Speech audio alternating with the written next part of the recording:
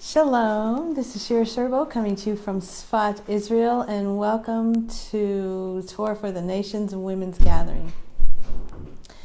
Tonight our topic is spouse hunting. So spouse hunting and house hunting. I think they have a lot in common. Have you ever done anything the hard way and then later when it didn't work out, then you read all of this information and you're like, where was this information when I needed it? Why did I have to learn everything the hard way? That's kind of my story. But I wanted to just talk about this, when it comes to our money, when it comes to making investments like buying a house, it seems like it comes so natural to us to just use a common sense approach.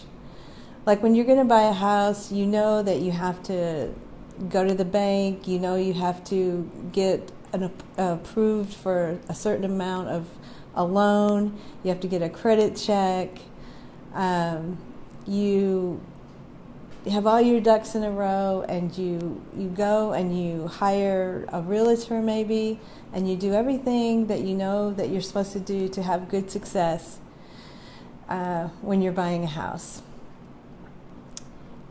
And so we get it. We get it when it comes to our money. We get it that sometimes we have to hire professionals when we could hire an appraiser.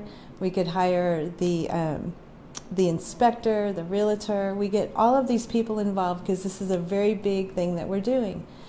So when it comes to spouse hunting, it's also not in the physical, like buying a house is a physical investment that we do, but finding a spouse is seen as a very, very important spiritual endeavor that we take on. And so what we learn from ancient wisdom is that this endeavor has to be approached a lot like a business deal. And so this week we're reading in our Torah about this matchmaker that's going on. This Abraham is looking for the perfect spouse for his son Isaac, and he uses Eliezer. And Eliezer plays the role of a matchmaker, and you don't really see, you don't see a lot of romance. You don't see Isaac going on any dates. What you see is kind of just a business transaction taking place. So this is very interesting that this is the approach that's found in our Torah when it comes to finding a spouse. So there's this idea of when we're looking for a spouse that our godly soul needs to be leading the way of our animal soul. You know, when we read in the Bible, when we read something like Abraham arose early in the morning and he saddled his donkey, what we're really seeing there is that the donkey represents the animal soul. And when he saddled his donkey, that means that whatever he was going to do, when he saddled his donkey, that means his godly soul was running the show. Okay? So when Abraham saddled his donkey, it means that the heart wasn't running the show. The mind was running the show.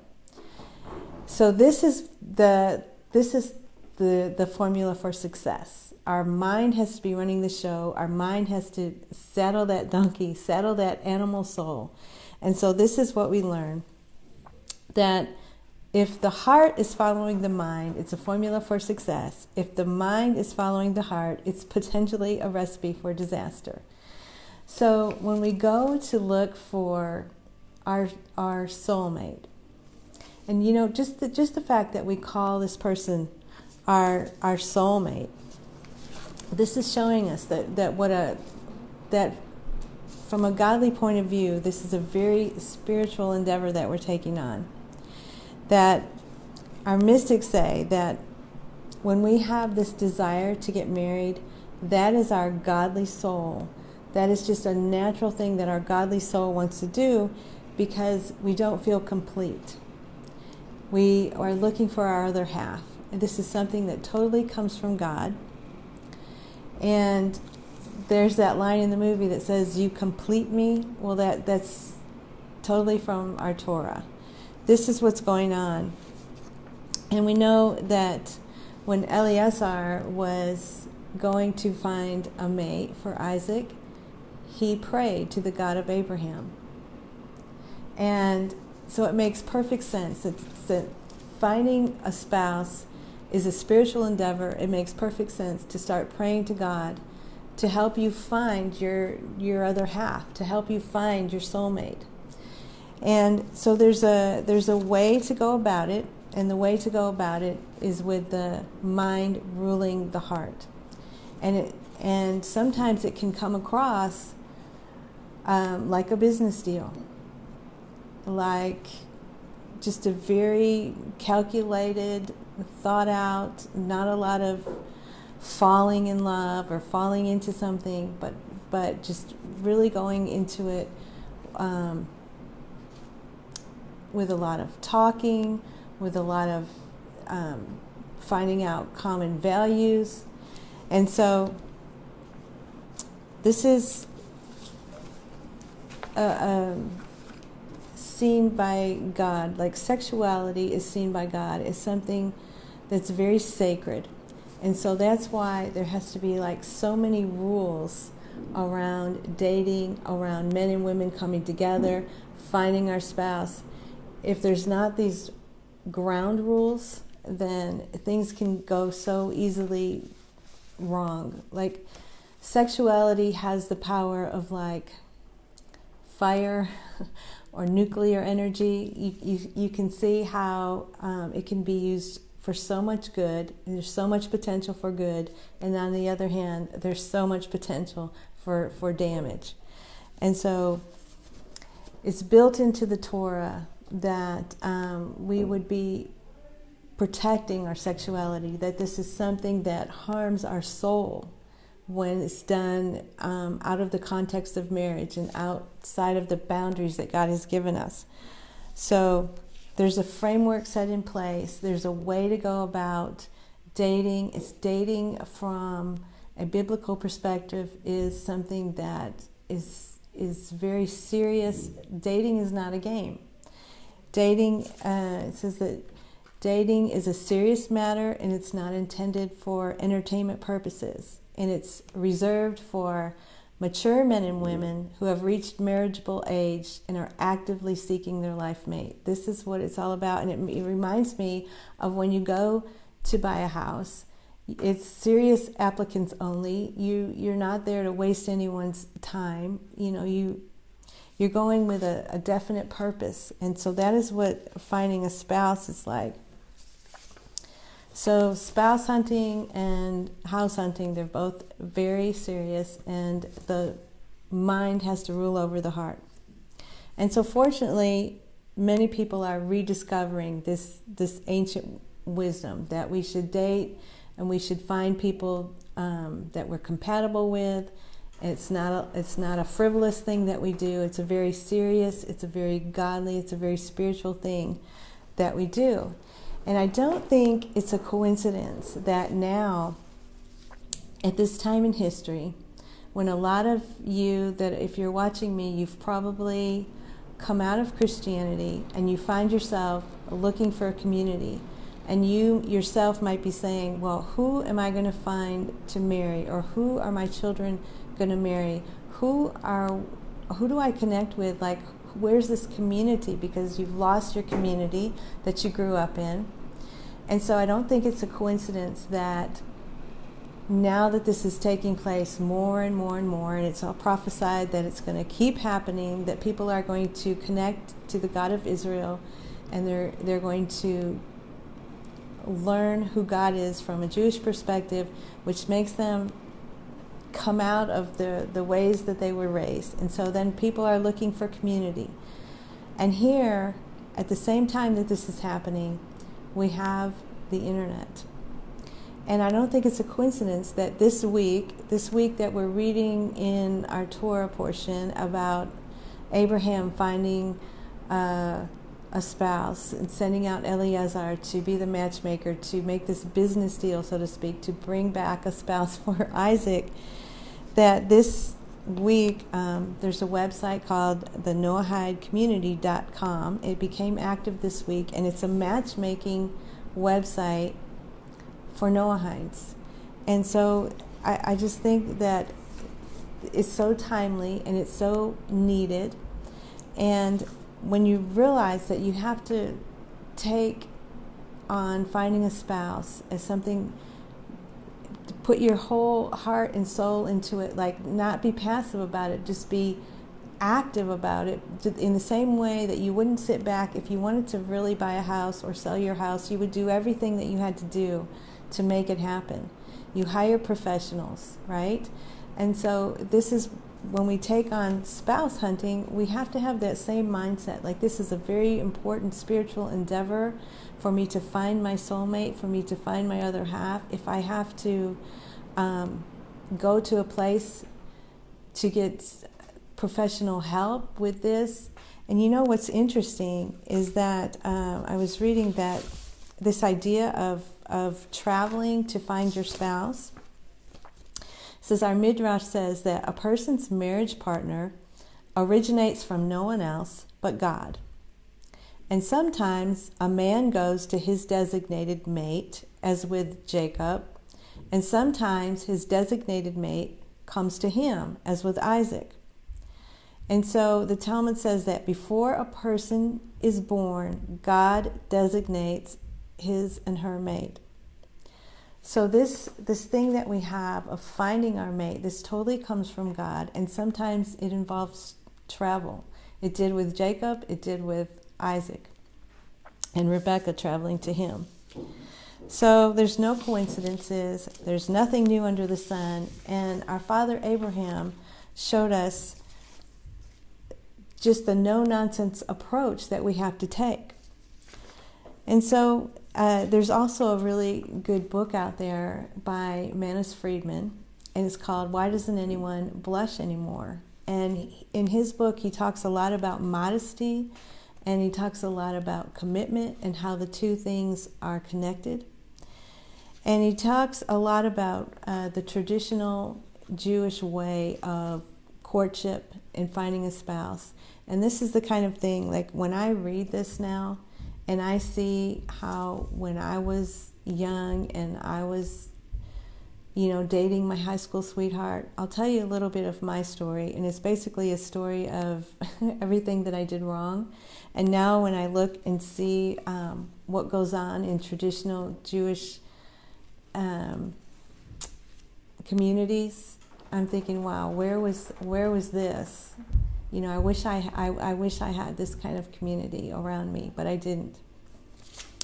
But when I was 19, I was living in Rome, New York.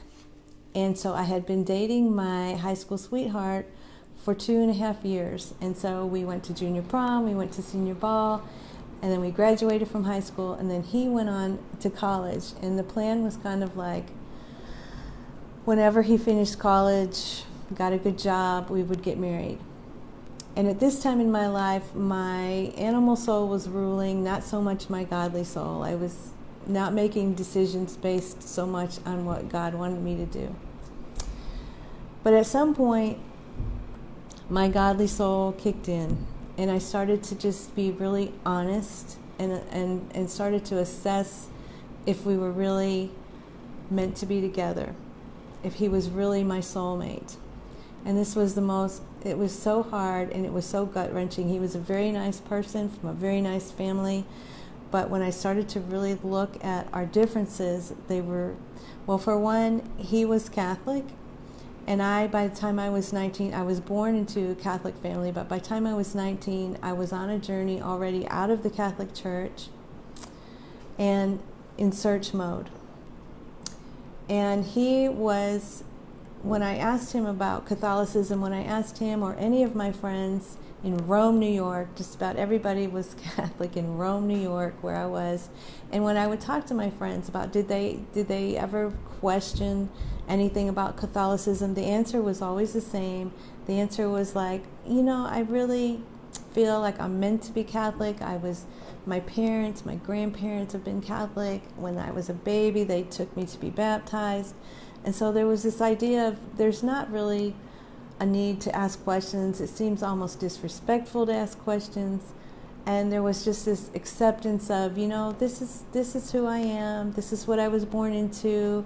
I live in Rome, New York. Everybody's Catholic, and they're totally just fine with that.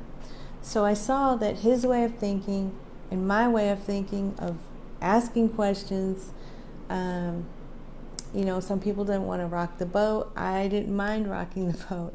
So I had a different mindset. I was like in search mode. So I saw that in that way, the way that we thought about God was not compatible. But then it was so much more than that too. I mean, he was more what I would call like normal and modern, and I was kind of a misfit and old-fashioned, I think, because in my head at 19, I felt like I was ready to get married. And I felt like I watched shows like The Waltons or Little House on the Prairie, and my fantasy was that I would have this huge family sitting around the table. I wasn't really into materialism. I wasn't really about going to college. I really just wanted to get married and start a family. And I see now that I was a pretty good fit for a traditional Jewish community, because that's about the age that Jewish girls get married. They have a lot of kids, they don't have a lot of money. But where I was in Rome, New York, dating a Catholic boy who wanted to go to college and have 2 kids and get married later, like in his late 20s or so, we were just not matching up.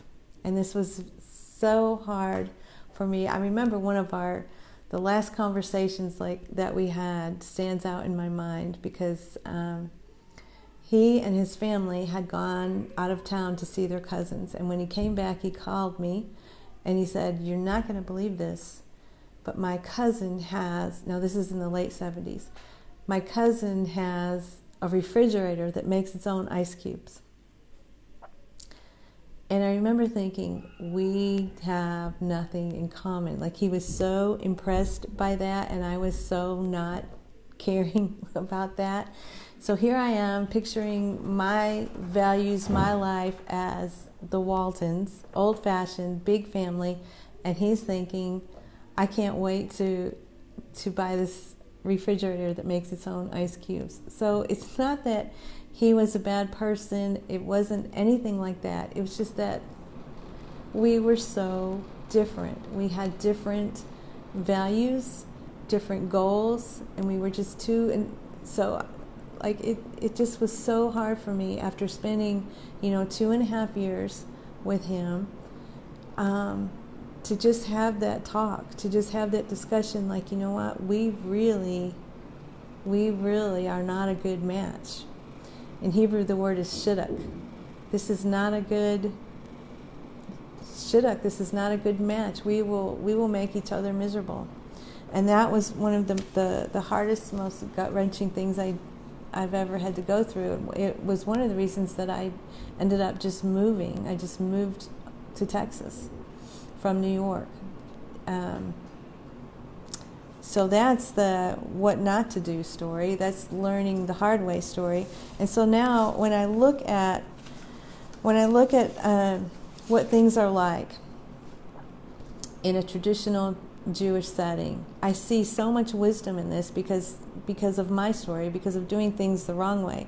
So what happens in a traditional Jewish community is called, they have a modest social life. So this word modest means that the interaction between the men and the women is got a lot of boundaries, and especially, like, you don't see high school boys and girls really mingling. They're kept separate. So when it's time to marry, like about 18 or 19, it usually takes a third person to put them together, because they haven't been going to parties together, they haven't been hanging out together, they've been very guarded and protected, and everything is taken so seriously. Sexuality is taken seriously, and so coming together usually takes a third person, that the families know each other, or they know of this one and this one, they're about the same age and they seem to have a lot in common, and so they go on a date, and the date is never like a date to go to the movies or do anything like that. The date is all about coming together. There's no touching, and you come together for the purpose of talking and to get to know if you're really a good match, if you really have the same goals. And he says that we do this because the other way of doing things is not nice, it's not fair, and it doesn't do anyone any good. And that's what I experienced. I experienced, like, instead of being spared from all of that heartache, it's instead of, just falling into love, falling into romance, and not having the talk about, do we really go together? Where's this going? Just like in the same way, if you're buying a house, you're not there to waste anyone's time. You're there for serious business, right? Serious applicants only. Because let's just be honest, like, what are you looking for? What am I looking for? Is this a good fit? Is this a good match? If not, it's not. We're not really there for any other purpose. So there's this modesty, this separation of men and women. And so after the two people are together, they spend a lot of time talking, like, what's on your mind? Where do you want to live? What kind of life have you lived? You spend just a lot of time talking. That's the big thing. The days don't consist of doing a lot of activities. And usually people who are adults, they won't spend more than 3 or 4 months, and usually a lot less time than that, to figure out if that's the right person or not. And there's not these hard feelings, because you really haven't become friends. If it doesn't work out, it doesn't work out. Maybe there's like a little disappointment, but there's no great heartache like I experienced. And so just like there's a really good system in place when you're buying a house, there's a system in place, because everybody knows it's an important decision. And so you have all these experts involved, and you go to the bank, you get your realtor, you get your appraiser, you get your inspector. Like, there's a system in place to make sure that all the bases are covered, everybody's doing their job, everybody's trying to help this be a good match, the person and the house. And so for it to come out good for the buyer, for the seller, for everyone involved. Okay, so if we know with our money that we need these systems in place, and we don't want to find out the hard way, and we don't want to lose money in the deal and all this stuff happen, then this is just such a good system, a very kind system, a very considerate system. It takes into account people's feelings.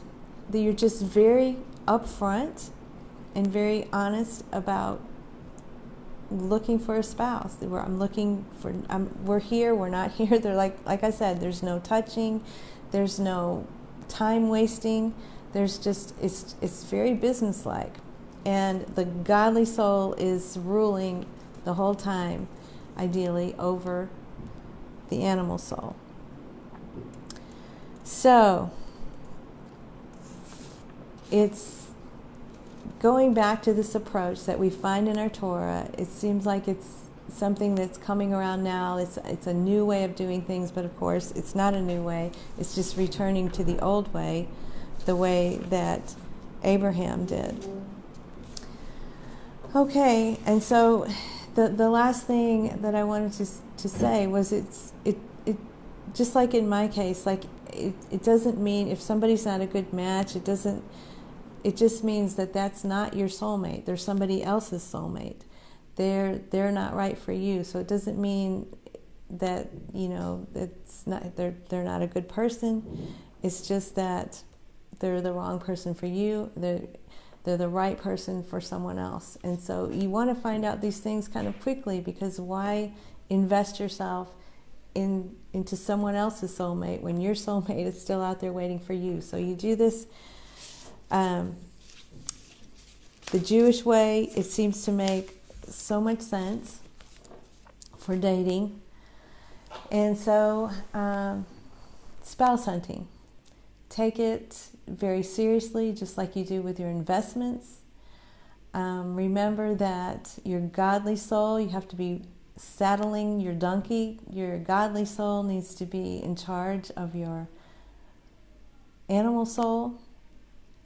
That is the recipe for success.